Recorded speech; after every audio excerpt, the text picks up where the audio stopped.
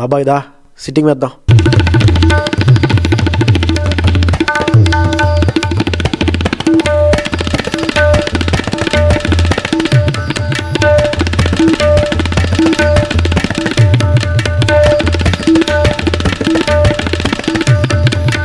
This is Vizag Fun Talks. It's not a podcast, it's a fun cast. Vizag Fun Talks మరో ఎపిసోడ్కి స్వాగతం సుస్వాగతం. Interesting podcast ఇది. ఈ మధ్య ఎలక్షన్స్ అయ్యాయి మహారాష్ట్ర, జార్ఖండ్లో. చాలామంది అనుకున్నట్టుగానే మహారాష్ట్రలో గెలిచారు బీజేపీ హిందూ యూనిటీ కార్డ్ వాడి. కానీ జార్ఖండ్లో అది పనిచేయలేదు, ఓడిపోయారు. అప్పుడు నేను కొంచెం ఆలోచించి చూశాను, ఇది ఎందుకు ఇలా అయింది, అసలేంటి జార్ఖండ్ హిస్టరీ ఏంటి, ఇంత దగ్గరలో బంగ్లాదేశ్ దగ్గరలో ఉన్నా కూడా వాళ్ళకి అంత ఎందుకు అనిపించలేదు, మహారాష్ట్ర వాళ్ళకి ఎందుకు అంత ఈ హిందూ యూనిటీ కార్డ్ అనిపించిందని నాకు చాలా కుతూహలంగా అనిపించి హిస్టరీ అది చూశాను నేను. జార్ఖండ్ది ఇప్పటికి ఎప్పుడు చూడలేదు. అది చూస్తే నేను షాక్ అయ్యాను. ఎందుకు షాక్ అయ్యానంటే, ఇప్పుడు ఆంధ్రప్రదేశ్తో పోలిస్తే చాలా పోలికలు ఉన్నాయి చరిత్రకి. జార్ఖండ్ అంటే కంబైన్డ్ బీహార్ ఇంకా మన ఆంధ్రప్రదేశ్కి చాలా పోలికలు ఉన్నాయి. ఇప్పుడు నేను కొన్ని పోలికలు చెప్తాను. మొదటి ఏంటంటే, మన ఆంధ్రప్రదేశ్లో అయినట్టే, ఆంధ్రప్రదేశ్కి ఉన్నట్టే విజయనగర అంపైర్ అలా ఉన్నట్టే అక్కడ మౌర్య అంపైర్ అని ఒక చాలా పెద్ద హిస్టరీ. దాని తర్వాత అలా ముందుకు వస్తే అక్కడ ఆక్యుపేషన్లు అయ్యి ఇక్కడ ఎలా ఇస్లామిక్ ఇన్వేజన్స్ ఎఫెక్ట్ అయ్యాయో అక్కడ అలా ఎఫెక్ట్ అయ్యారు. తర్వాత బ్రిటిష్ వచ్చిన తర్వాత ఇక్కడ ఎలాగా ట్రైబల్ రెవల్యూషన్స్ అయ్యి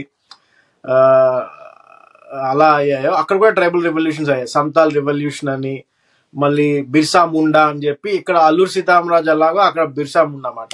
అతను క్రిస్టియన్ గా కన్వర్ట్ అయిపోయి వాళ్ళ ఫ్యామిలీ మళ్ళీ కాదు అని చెప్పి మమ్మల్ని మోసం చేస్తున్నారు ఇక్కడ మతం మీద అని చెప్పి మళ్ళీ రీకన్వర్ట్ హిందూ అయిపోయి బ్రిటిష్ ని ఫైట్ చేసి వీళ్ళు సీతారామరాజు గారిని ఎలాగా అయితే షూట్ చేసి చంపేశారో బ్రిటిష్, వాళ్ళని ఉరి తీసి చంపేశారు. అక్కడ ఒక మూవ్మెంట్ స్టార్ట్ చేశారు అతను, ఇక్కడ మన సీతారామరాజు గారు స్టార్ట్ చేసినట్టే. దాని తర్వాత అక్కడతో అయిపోయింది అనుకున్నాను, అక్కడతో కూడా అవ్వలేదు.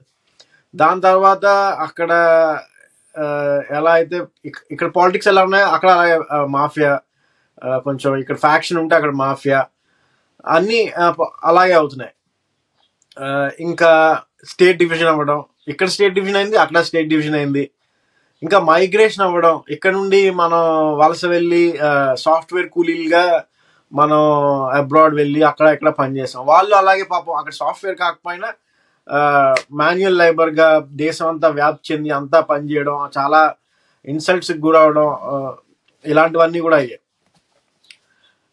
అలా నాకు చూస్తుంటే ఇదేంటి ఇంత ఘోరంగా ఇంత ఇది ఉన్నాయి సిమిలారిటీస్ అని నేను షాక్ అయ్యాను. దాని తర్వాత ఏంటంటే ఆలోచించాను, ఇంత సిమిలారిటీస్ ఉన్నాయి, ఎందుకు ఇంత ఫైటింగ్ అవుతుంది అక్కడ అని ఆలోచిస్తే అప్పుడు మెల్లగా నాకు అర్థమైంది ఏంటంటే రిసోర్సెస్ కోసం అక్కడ సహజ వనరులు ఇక్కడ ఎలా ఉన్నాయో అక్కడ అలాగే ఉన్నాయి. వాటి కోసం ఈ ఆట అంతా అవుతున్నదేమో అని నాకు చిన్నది అనిపించింది మొత్తం అంతా చూస్తే. ఇక్కడ మనకి సహజ వనరులు ఎక్కువ, చాలా మైన్స్ అవి ఉంటాయి ఆంధ్రాలో. ఇంకా మనకి ఇక్కడ గోదావరి బేసిన్లో పెట్రోల్ అది దొరికింది. స్టేట్ డివిజన్ అది కూడా చాలా వాటితో కోయిన్సైడ్ అయ్యి ఆ టైమింగ్లోనే అయింది. అక్కడ కూడా ఇంకా మైన్స్ గురించి చెప్పవసరం లేదు. అక్కడ రాజ్మహల్ హిల్స్ అని చెప్పి ఆ హిల్స్, ఆ ప్లాటూ దగ్గర ఇంకా మైన్స్, ప్రపంచంలో దొరకని మైన్స్ అన్ని అక్కడ దొరుకుతాయి. అప్పుడు అనిపించింది నాకు ఇది ఎందుకో రిసోర్సెస్ బట్టి చూస్తే ఈ రిసోర్స్ వార్లో ఇక్కడ ఇరుక్కుపోయి సిమిలర్గా మనకు అవుతున్నాయి అని. ఆ ప్రజలు కూడా చాలా మటుకు చాలా ఇబ్బందులు ఆ రిసోర్స్ వల్ల పడి, ఆ యూనిటీ లేక, ఎందుకంటే ఎప్పటి నుంచో ఆ ఇన్వేజన్స్ అవి అయ్యి ఆ యూనిటీ లేక అలా చాలా సతమతమై, ఇంకా ఒకవైపు డబ్బా యూనిటీ ఏంటి ఆ కన్ఫ్యూజన్లో ఇంకా గొడవలు, ఇంకా వాళ్ళ పావర్టీలోకి వెళ్ళిపోవడం అలా అయింది అనిపిస్తుంది నాకు. కానీ ఇప్పుడు మన ఆంధ్ర వాళ్ళు ఏంటంటే కొంచెం హిందూ యూనిటీకి అది చేసి కొంచెం పొలిటికల్గా అవేర్గా ఉన్నట్టు అనిపించింది. వాళ్ళు ఇంకా ఇంత అవుతున్నా కూడా కొంచెం లిబరల్గా ఫ్రీ బీస్ అది ఇస్తున్నట్టు ఉండే వాళ్ళకే ఇంకా ఇచ్చేసారు అన్నమాట, ఓట్ చేశారు. ఇప్పుడు మన హేమంత్ సోరెన్ మాటలు చూస్తే, స్పీచ్ చూస్తే ఎలక్షన్ ర్యాలీలో మొత్తం అన్ని ఫ్రీ బీసే. జగన్ గారు ఏం మాట్లాడారో ఎగ్జాక్ట్గా హిందీలో అదే మాట్లాడారు అతను. సో అందుకని నాకు చాలా షాకింగ్ అనిపించింది వాళ్ళు అలా ఎందుకు చేశారు అనేది.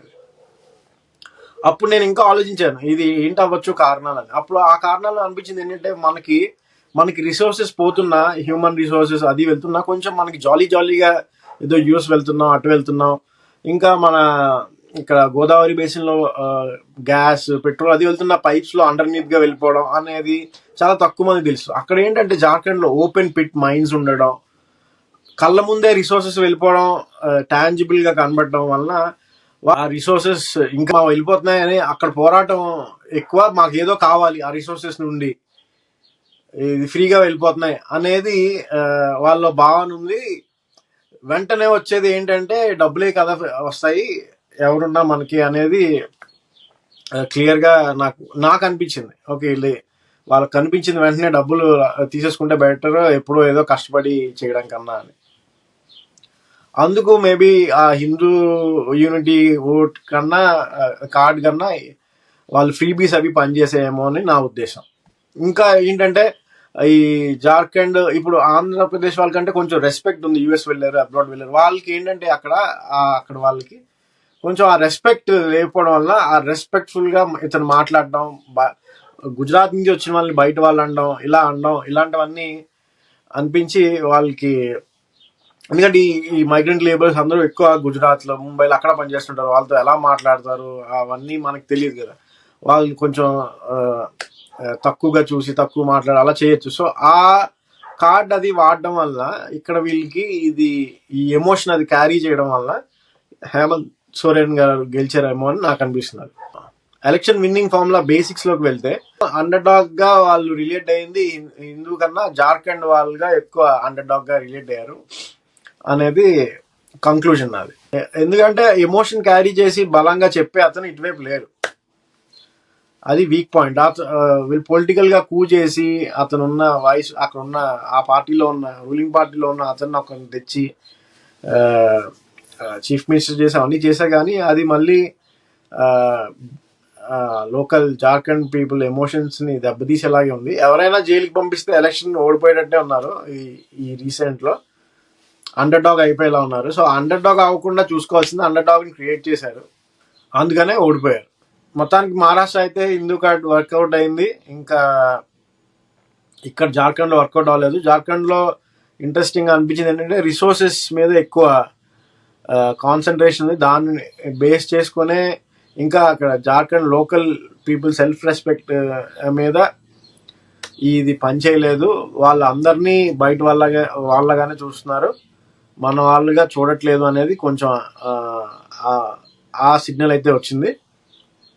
ఇంకా వెస్టర్న్ ఇంట్రెస్ట్ కూడా బాగా స్ట్రాంగ్గా అక్కడ అందరినీ ఇన్ఫ్లుయెన్స్ చేసి ఇంకా వేరే రకరకాల ఫ్యాక్టర్స్ కూడా అక్కడ ఉండి యునైటెడ్ అవ్వకుండా చేస్తున్నాయనేది నా అనాలిసిస్. ఈ అనాలిసిస్ మీకు నచ్చిందని నేను భావిస్తున్నాను. ఇలాంటి మళ్ళీ ఇంట్రెస్టింగ్ అనాలిసిస్తో మళ్ళీ వేరే ఎపిసోడ్లో కలుద్దాం. అప్పటికి సెలవు, good bye. Please share and subscribe.